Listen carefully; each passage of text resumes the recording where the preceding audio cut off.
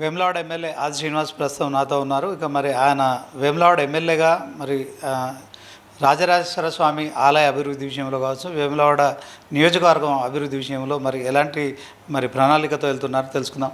అన్న చెప్పండి, గతంలో బీఆర్ఎస్ ప్రభుత్వం ఉన్నప్పుడు మరి ఏడాదికి 100 కోట్లు ఇస్తామని చెప్పారు. 9.5 ఏళ్ళు బీఆర్ఎస్ ప్రభుత్వం పరిపాలన సాగించింది.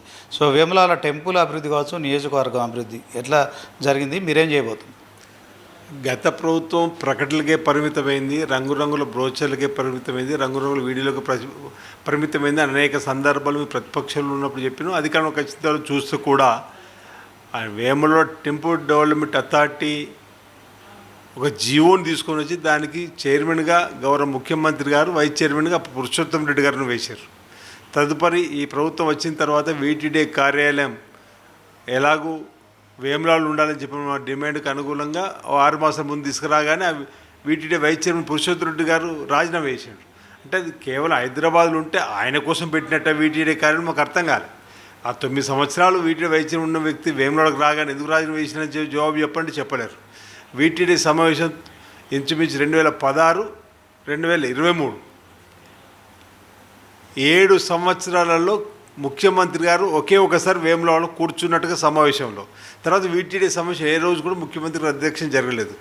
మేము ఎమ్మెల్యే కాగానే గౌరవ ముఖ్యమంత్రి రేవంత్ రెడ్డి గారు వారికి వీటీడీ చైర్మన్ హోదాలో ఒక సమావేశాన్ని ఏర్పడేసి దేవాలయాన్ని భక్తులకు మెరుగైన వసతులు కల్పించడానికి కోసం సహకారాన్ని అందించాలని చెప్పిన కోరగానే వీటీడీ సమావేశాన్ని హైదరాబాద్లో వారు చాంబార్లో ఏర్పాటు చేయడం జరిగింది. దానికి VTD vice chairman, in charge vice chairman collector గారు, సంబంధిత అధికారులు కూడా వచ్చిన తదుపరి అప్పటికే 20 కోట్ల రూపాయలు గతంలో వచ్చినాయి బద్దిపోచమ్మ ఆలయ అభివృద్ధి, ఇతర అభివృద్ధి కోసం ఇచ్చి మళ్ళీ హూడా నుంచి వెనక్కి తీసుకుపోయిన డబ్బును, అంటే వెళ్ళిపోయి మళ్ళీపోయి రావాలనుకున్న డబ్బు ఏదైతే ఉందో ఆ సమావేశంలో చర్చగా 20 కోట్ల రూపాయలు వెంటనే నిధులు విడుదల చేయడం జరిగింది. తదుపరి మార్చి 7న వేములవాడ రాజన్న ఆలయానికి సంబంధించి సిరిసిల్ల జిల్లా అభివృద్ధికి సంబంధించిన అంశంలో ఒక సమావేశం ఏర్పాటు చేసుకొని బహిరంగ సభను ఏర్పాటు చేసుకుందాం, అనేక అభివృద్ధి కార్యక్రమం చేసుకుందాం.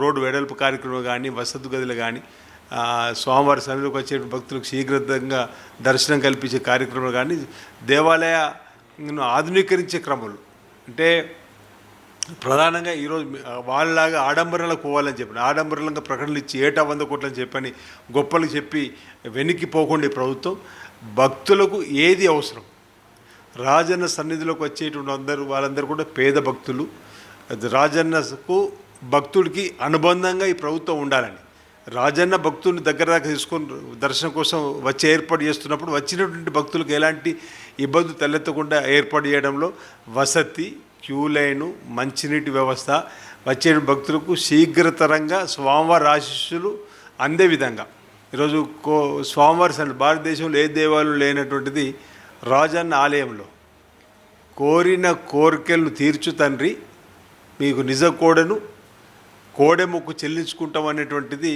ఒక చక్కటి ఆచారం, చక్కటి మొక్కు అక్కడ ఉంది. దానికి అనుగుణంగా వచ్చే భక్తులు కూడా మెరుగైనటువంటి కార్యక్రమం చేయాలని చెప్పిన ఒక మాట. ఈరోజు గోశాలకు సంబంధించి ఈ ప్రభుత్వం వచ్చేటప్పటికీ అసలు గోశాలలో ఉన్నటువంటి కోడల్ని ఏ విధంగా ఇతరులకు ఇవ్వాలనేది లేకపోతే ఆలోచన లేని సందర్భంలో 400 కోడల ఉండే స్థలంలో 1600, 1500 పైచీలు కోడలైన పరిస్థితుల్లో ఒక చక్కటి నిర్ణయాన్ని కూడా తీసుకుని గౌరవ ముఖ్యమంత్రి గారి నాయకత్వంలో, గౌరవ దేవాదాయ శాఖ మంత్రి నాయకత్వంలో రేవంత్ రెడ్డి గారు ఇచ్చిన సూచనల సలహాలు గోశాలలో ఏ కోడ కూడా ఇబ్బంది తలెత్తకూడదంటే తక్షణం 1,10,00,000 షెడ్లకు, సీసీ రోడ్లకు మంచినీటి వసతి కల్పించాలని చెప్పని, దాంతోపాటు ఏదైతే రాజన్నకు కోడె మొక్కు ప్రీతిపాత్రము అలాంటి కోడలు ఏవైతే ఇంతకుముందు కొన్ని ట్రస్టులకు ఇచ్చేవాళ్ళం గత ప్రభుత్వం, ఆ ట్రస్టులకు ఇచ్చినటువంటివి కూడా బయట అవి అక్రమ పద్ధతుల్లో ఇబ్బంది కలుగుతూ ఉంది. రాజన్న దేవాలయం ఇచ్చినటువంటి భక్తుల మనోబలకు అనుగుణంగా ఆ కోడెను మనం కోడె మొక్కిచ్చిన వాళ్ళకు భక్తులకు అనుగుణంగా వెళ్ళడం లేదని చెప్పినటువంటిది కొన్ని సూచనలు సలహాలు. సరే, ధార్మికంగా లేకపోతే ఆధ్యాత్మికంగా ఎవరైతే కొంతమంది ఇచ్చిన సూచనలకు అనుగుణంగా ప్రధానంగా ముఖ్యమంత్రి రేవంత్ రెడ్డి ఇచ్చినటువంటి సూచన సలహా ప్రకారం రైతులకు సేద్యం చేసుకున్న రైతులకు ఆ కోడలు ఇచ్చినట్టయితే భక్తుడి విశ్వాసానికి రైతు కూడా ఒక చేదుడు ఇచ్చినట్టయితే చెప్పండి. మేము గత వారం రోజుల క్రితమే కోడల్ని కూడా రైతులకు ఎవరైతే వ్యవసాయం చేసుకొని జీవనం కొనసాగిస్తుండ్రో అక్కడ ఉన్నటువంటి అగ్రికల్చర్ ఆఫీసర్ ఆయనకు ఉన్నటువంటి స్థలాన్ని ఆయన పాస్ పుస్తకాలు తీసుకొని వస్తే మేము ఇవ్వడం జరిగింది. ఇంచుమించు 1000 కోడెల వరకు 10 అటు ఇట్లో ఇవ్వడం జరిగింది. 2000 పైచీలకు దరఖాస్తులు వచ్చినాయి. వాటన్నిటి కూడా క్రోడీకరించడం. రాబో రోజుల్లో ప్రతి నెల కూడా స్వామివారికి సమర్పించే నిజ కోడలను ఎలాంటి అక్రమ పద్ధతులు, అక్రమ మార్గంలో ఇతర ప్రాంతాలకు తరలి వెళ్లకుండా నేరుగా రైతుకి ఇచ్చేటువంటి కార్యక్రమాన్ని, ఈ అంశాన్ని కూడా ఇప్పుడు ఈ 5 రోజులుగా మేము కోడలు పంపిణీ చేసినటువంటి సీసీ కెమెరాల ఆధారంగా నిక్షిప్తం చేయమని చెప్పినాం. ఎవరికైనా రేపు భవిష్యత్తులో చెప్పడానికి ఈ 1000 కోడలు 1100 కోడలు ఎవరెవరికి ఇచ్చినాం అనేది కూడా ఒకటి ఆ ప్రాంతంలో సీసీ కెమెరాల ద్వారా ఉన్నటువంటి నిక్షిప్తం చేసి పెట్టమని, భవిష్యత్తులో కూడా ప్రతి నెల ఏదైతే కోడలు రైతులకు ఇచ్చేది కూడా వీడియో కెమెరా ద్వారా వారికి ఇప్పుడు ఆర్టీసీ బస్సులు టికెట్ తీసుకోకుండా ప్రయాణం చేస్తే ఏ విధంగా అయితే మనము తనిఖీలు చేసి వారిపై చర్యలు తీసుకుంటూ ఆ విధంగా ప్రతి నెల ర్యాండమ్ చెక్ ఏ రైతుకు మేము ఈరోజు కోడలు ఇచ్చినాము, మరి ప్రతి నెలకు కొన్ని ప్రాంతాల్లోకి వెళ్ళి ఆ రైతుకు మీ ఇచ్చిన కోడలను సక్రమంగా చూసుకుంటున్నా లేదా, నిజంగానైతే రైతు సేద్యం చేసుకోవడానికి తీసుకుపోయిందా లేదా వ్యాపార మార్గానికి ఉపయోగమైన తీసుకున్నా అనేది కూడా చేయడానికి కోసం చేస్తామని చెప్పని కూడా చెప్పడం జరిగింది. ఈరోజు మీ రైతులకు కోడలు అప్పచెప్పినప్పుడు కూడా సొంత బిడ్డల్లా ఈ కోడలు చూసుకోమని, అంటే తెలంగాణ, ఆంధ్రప్రదేశ్ దేశంలో ఏ రైతుకైనా ఎడ్లకు రైతుకు అవినాభావం సంబంధం ఉంటుంది. ఈరోజు గడియారం టైం చూసి 5 అవుతుంది 6 అవుతుంది వెళ్ళి నీళ్ళు పెట్టి మేత వేసి రావాలి. ఆ రోజులలో పొద్దు పొడవగానే పొద్దు గూకుతుందనగానే వెళ్ళి ఈరోజు మేత వేసి నీళ్లు పెట్టి వచ్చేటువంటిది మనకు అనుబంధం ఉంది రైతుకును మనకు కోడలు కానీ ఎడ్లకు కానీ. కానీ మేము అప్పచెప్పినప్పుడు కూడా ఆ అంశాలు కూడా గట్టిగా చెప్పినాం. ఈరోజు మీకు అప్పచెప్తున్న కోడలు కూడా ప్రేమగా చూసుకోవాలి, సక్రమంగా వాటికి ఆహారం అందించాలి, మంచినీళ్ళు ఇవ్వాలని చెప్పిన కూడా ఈ కోణంలో మన కోడలకు సంబంధించినటువంటి అంశాలు కూడా ముందుకు పోతున్నాం. రాబో రోజుల్లో అంటే మార్చి 7వ తేదీన గౌరవ ముఖ్యమంత్రి రేవంత్ రెడ్డి గారు సమయం ఇచ్చి ఉన్నారు. ఆ రోజు అసలు సభ జరుగుంటే ఇప్పటికే అభివృద్ధి మీ కళ్ళకు కట్టినట్టుగా చూపించేవాళ్ళం. ఆ రోజు మీ డయాస్ కూడా పూర్తయింది, ఒక పందిళ్ళు వేయాలి. ఈ లోపల ఆ మార్చి 7 నాడు ఈ పార్లమెంట్ ఎన్నికలకు సంబంధించినటువంటి సిఈసి మీటింగ్ హైదరాబాద్లో, సిఈసి మీటింగ్ ఢిల్లీ ఏఐసిసి కార్యాలయం ఉండడం, దానికి ముఖ్యమంత్రులు వీరు ఓవడం పరిస్థితులలో మేము అక్కడ సభను వాయిదా వేయడం జరిగింది. కాబట్టి రోడ్డు వెడల్పు కానీ ఇప్పుడు నేను చెప్పినటువంటివి దేవాలయానికి సంబంధించినటువంటి అంశాలు అభివృద్ధిలో ఫౌండేషన్ ఆగినాయి. నేను అనుకుంటున్నా బహుశా ఈ 3వ వారం అనుకున్నాం, మరి ఇప్పుడే అసెంబ్లీ అంటున్నారు. వారితో మాట్లాడి వీలైనంత తొందరలో గౌరవ ముఖ్యమంత్రి గారిని వేములవాడ రాజన్న ఆలయం వారికి దర్శనం చేసుకునేలా ఆ ప్రాంతానికి వచ్చే విధంగా మళ్ళీ సమావేశం ఏర్పాటు చేసుకొని తప్పనిసరిగా రాజన్న దేవునికి వచ్చే భక్తులకు మెరుగైనటువంటి పద్ధతులలో త్వరితగతిన ప్రతి ఏటా కొంత నిధుల్ని వెచ్చించి వచ్చే భక్తులకు మెరుగైన రీతిలో ఏర్పాటు చేస్తామని చెప్పని నేను తెలియజేస్తా ఉన్నాను.